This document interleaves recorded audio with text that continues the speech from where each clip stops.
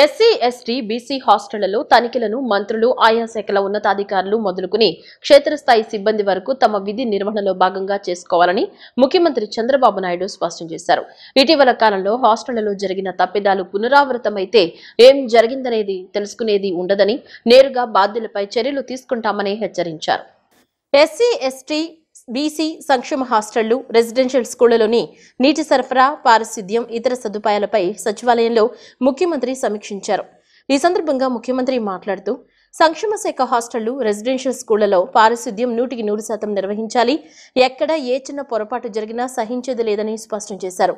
ఇటీవల కాలంలో హాస్టళ్లలో జరిగిన తప్పిదాలు పునరావృతమైతే ఏం జరిగిందని తెలుసుకునేది ఉండదని, నేరుగా బాధ్యులపై చర్యలు తీసుకుంటామని హెచ్చరించారు. 20% హాస్టళ్లలో టాయిలెట్ల నిర్మాణం ఇంకా జరపాల్సి ఉందన్నారు. ఈ టాయిలెట్ల నిర్మాణం కోసం అవసరమైన 40 కోట్లు విడుదల చేస్తామన్నారు. టాయిలెట్ల నిర్మాణం యుద్ధ ప్రాతిపదికన పూర్తి చేయాలన్నారు. ఆర్వో ప్లాంట్లు, టాయిలెట్లు లేకుండా హాస్టళ్లు ఉండడం సరికాదన్నారు. గత ప్రభుత్వం చేసిన నిర్లక్ష్యం వల్ల ఇవన్నీ జరిగాయని, ఆర్వో ప్లాంట్లు లేని ప్రతి హాస్టల్లోనూ, ప్రతి రెసిడెన్షియల్ పాఠశాలల్లోనూ ఆర్వో ప్లాంట్లను ఏర్పాటు చేయాలన్నారు. డాక్టర్లతో విద్యార్థులకు రెగ్యులర్ హెల్త్ చెకప్స్ చేయించాలన్నారు. హాస్టళ్లలోని 4.17 లక్షల మంది విద్యార్థుల రక్త నమూనాలు సేకరించి సమస్యలు ఉన్నవారిని ముందుగానే గుర్తించి చికిత్సలు అందించాలని ఆదేశించారు. బడుగు విద్యార్థులకు చేసే సాయాన్ని బాధ్యతగా తీసుకోవాలన్నారు. సమాజంలో ప్రతి ఒక్కరికి సమాన అవకాశాలు కల్పించాలనే ఉద్దేశంతో హాస్టళ్లు ఏర్పాటు చేశారని, దీనికి విఘాతం కలిగించేలా అలక్ష్యం చేస్తే ఊరుకునేది లేదని స్పష్టం చేశారు.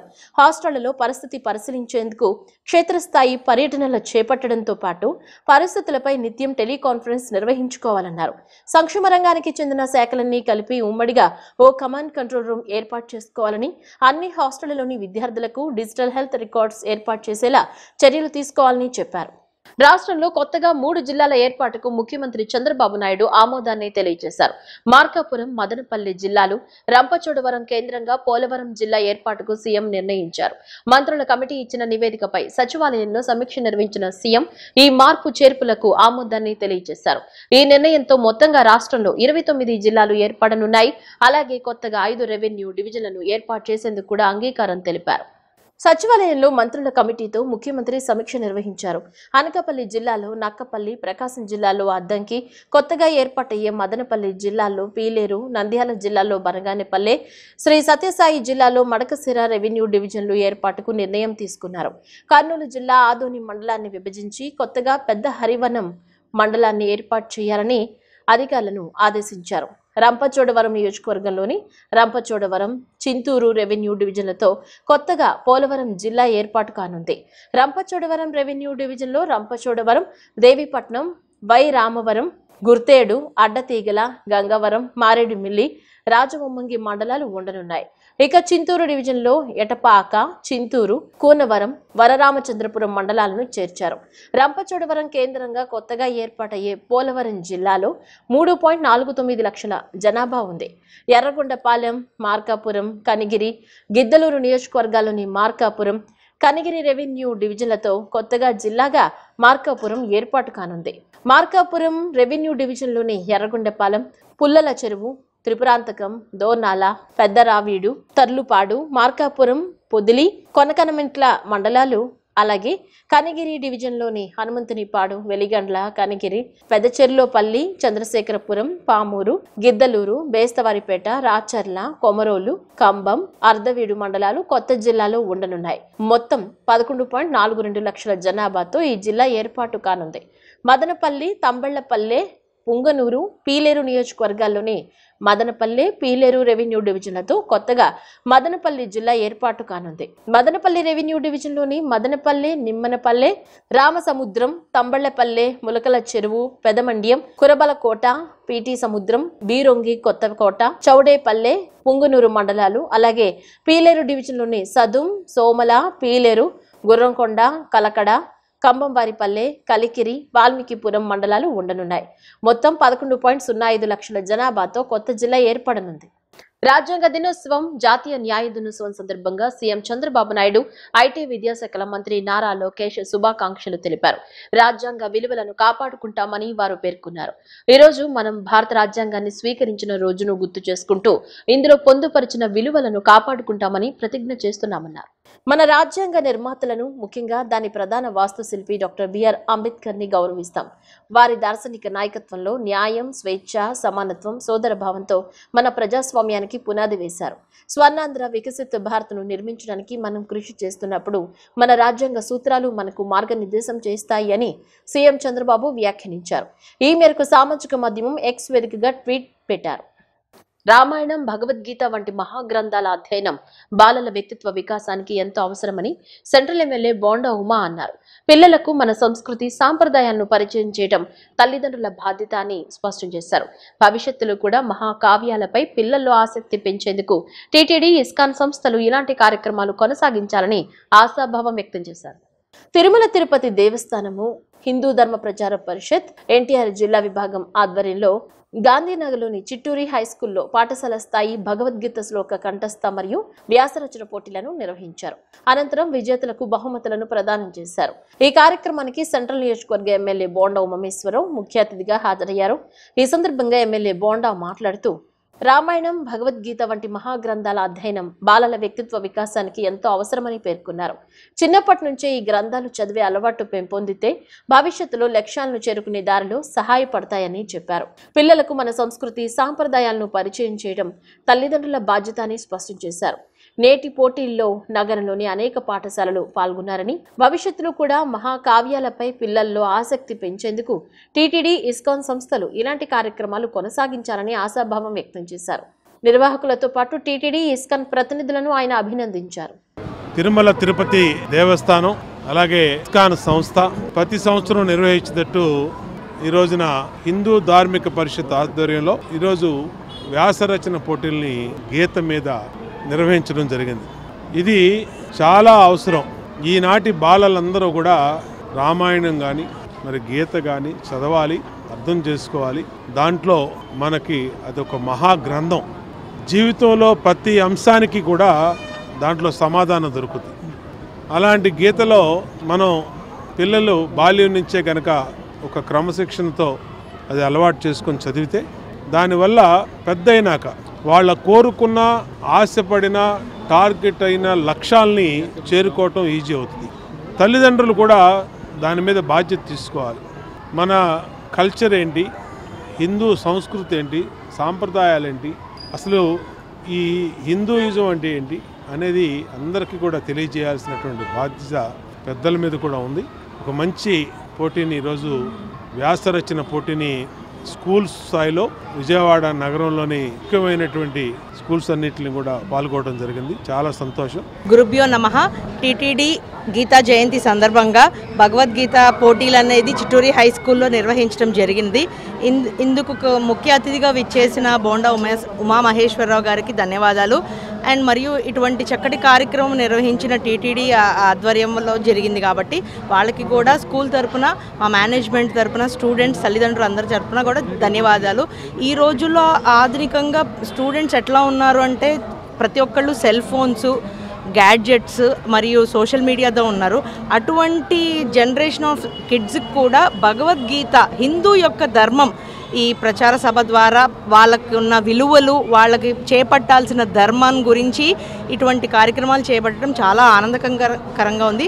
గీతా జయంతి సందర్భంగా టీటీడీ వారు రాష్ట్ర వ్యాప్తంగా కృష్ణా జిల్లా మొత్తం మీదుగా ఈ భగవద్గీత శ్లోక పోటీలు చిత్తూరు స్కూల్ ద్వారా నిర్వహించారు. చాలా అభినందనీయము. భగవద్గీత అనేది కేవలం ఒక ధార్మిక గ్రంథం మాత్రమే కాదు, అదొక మాన్యువల్ ఫర్ లైఫ్. అంటే మనము ఏ వస్తువుకైనా సరే దాన్ని ఎలా సరిగ్గా ఉపయోగించే ఒక మాన్యువల్ ఉంటుంది. అదేవిధంగా మనిషి ఎలా బతకాలి, దేనికోసం బతకాలి, ఇవన్నీ చెప్పడానికి భగవద్గీత ఉంటుంది. సో ఈ భగవద్గీత అనే దాని యొక్క ప్రాముఖ్యత రోజు రోజుకి జనాల్లో ఇంకా పెరుగుతుంది. దానికోసం ఇస్కాన్ కూడా ఎంతో ప్రయత్నిస్తుంది. మన ప్రీతం నరేంద్ర మోదీ గారు కూడా మొన్న రీసెంట్గా జపాన్ వెళ్ళినప్పుడు అక్కడ ప్రధానమంత్రి ఓత్ టేకింగ్ సెరమనీకి వెళ్ళినప్పుడు ఆయన భగవద్గీత ఇచ్చారు. ఏమన్నారంటే, నాకు ఇవ్వడానికి ఎంతకన్నా పెద్ద బహుమతి లేదు, తీసుకోవడానికి మీకు ఎంతకన్నా బహుమతి లేదని చెప్పారు. సో అలాంటి భగవద్గీత ఈరోజు ప్రపంచవ్యాప్తంగా ప్రతి దేశంలో కూడా దాన్ని పాటిస్తున్నారు. ఎన్నెన్నో యూనివర్సిటీలు కూడా నేర్పిస్తున్నారు. ముఖ్యంగా ఈరోజు ఇంకా అది ఇంపార్టెంట్, ఎందుకంటే mind control plus stress management సమస్యలు, మానసిక సమస్యలు ఇంకా పెరిగిపోతున్నాయి. ఇప్పుడు అన్నిటికీ పరిష్కారం భగవద్గీతలో ఉంది. కాబట్టి ఆ సిస్టమేటిక్గా ప్రతి స్కూళ్ళలో నేర్పించడానికి ఇస్కాన్ కూడా తమ ముందు ప్రయత్నం చేస్తుంది. ఉద్భవ్ 2025 పేరుతో డిసెంబర్లో ఏపీలో జాతీయ స్థాయి ఉత్సవాలు నిర్వహించనున్నారు. దీనికి సంబంధించిన పోస్టర్, లోగోను మంత్రి గుమ్మడి సంధ్యారాణి ఆవిష్కరించారు. ఈ సందర్భంగా ఆమె మాట్లాడుతూ రాష్ట్రంలో తొలిసారి జాతీయ స్థాయి ఉద్భవ్ 2025 పోటీలు నిర్వహిస్తున్నట్లు చెప్పారు. డిసెంబర్ 3, 4, 5 తేదీల్లో పోటీలు వైభవంగా నిర్వహిస్తున్నామన్నారు. 22 రాష్ట్రాల నుంచి 1800 మంది విద్యార్థులు పోటీల్లో పాల్గొంటున్నారన్నారు. గిరిజన ప్రాంతాల్లో ప్రతిభను వెలికితీసి ప్రోత్సహించడమే లక్ష్యంగా ఈ పోటీలు నిర్వహిస్తున్నామన్నారు.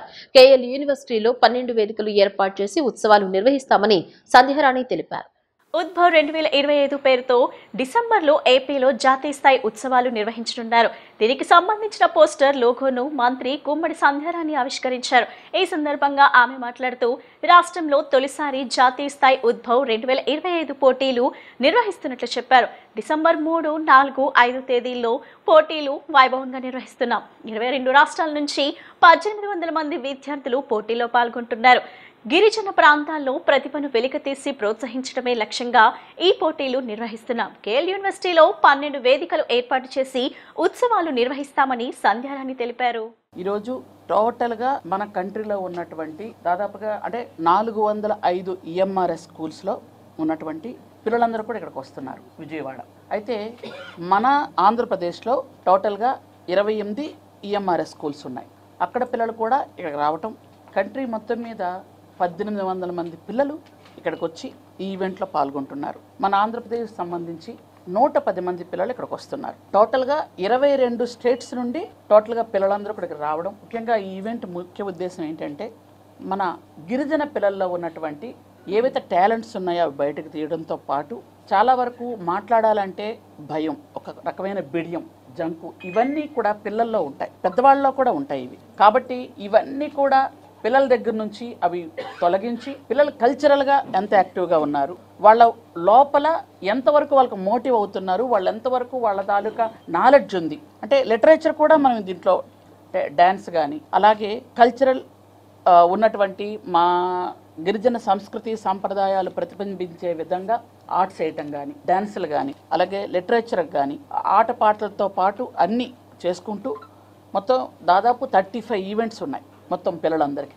ఇవి మనం డిసెంబర్ నెల 3, 4, 5 తేదీల్లో మనం ఇవి చేస్తున్నాం. ఈ 3 రోజుల ఈవెంట్ కూడా 22 రాష్ట్రాల నుంచి వస్తున్నారు, పెద్ద ఎత్తున చేస్తున్నాం. పిల్లల్లో ఉన్నటువంటి సృజనాత్మకత కానీ వాళ్ళలో ఉన్నటువంటి ఒక టాలెంట్ అంతా బయటకు తీసి వాళ్ళు పూర్తి స్థాయిలో అన్ని విధాలుగా వాళ్ళు అంటే మనసు విప్పి వాళ్ళు అన్ని విధాలుగా మాట్లాడుకునే విధంగా, వాళ్ళ టాలెంట్ బయట పెట్టే విధంగా అన్ని విధాలుగా మనం వాళ్ళకి, ఎందుకంటే ఇట్లాంటి టాలెంట్స్ బయట పెట్టేటప్పుడే వాళ్ళు ఫర్దర్గా ఫ్యూచర్గా వాళ్ళు ఏం చేయగలుగుతారు, ఏం చెయ్యాలనుకుంటున్నారు కూడా మనకు బయటకు వస్తుంది. ఎందుకంటే లాస్ట్ ఇయర్లో మనం NITకి, IITకి, MBBSకి చాలామంది పిల్లలు సెలెక్ట్ అయ్యారు. ఇంతకు పూర్వం అలా ఉండేది కాదు, చాలా తక్కువ మంది పిల్లలు ఉండేవాళ్ళు. కానీ ఇప్పుడు సెలెక్ట్ అవుతున్నారు. వాళ్ళు సెలెక్ట్ అవుతున్నారు అంటే వాళ్ళకు ఒక్కొక్కరికి ఒక్కొక్క టాలెంట్ ఉంటుంది.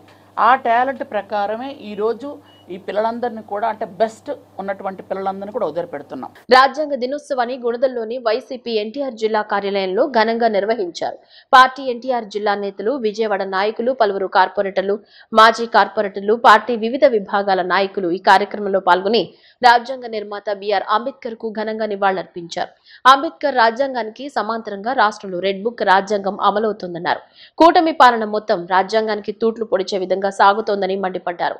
ప్రతిపక్ష నాయకులపై దాడులు, దౌర్జన్యాలు, అరెస్టులకు పాల్పడుతూ రాజ్యాంగ హననం చేస్తున్నారని వారు ధ్వజమెత్తారు.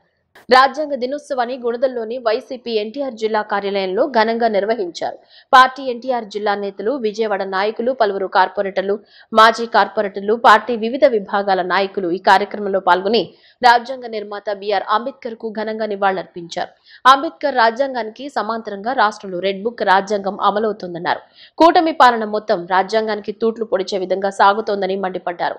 ప్రతిపక్ష నాయకులపై దాడులు, దౌర్జన్యాలు, అరెస్టులకు పాల్పడుతూ రాజ్యాంగ హననం చేస్తున్నారని వారు ధ్వజమెత్తారు.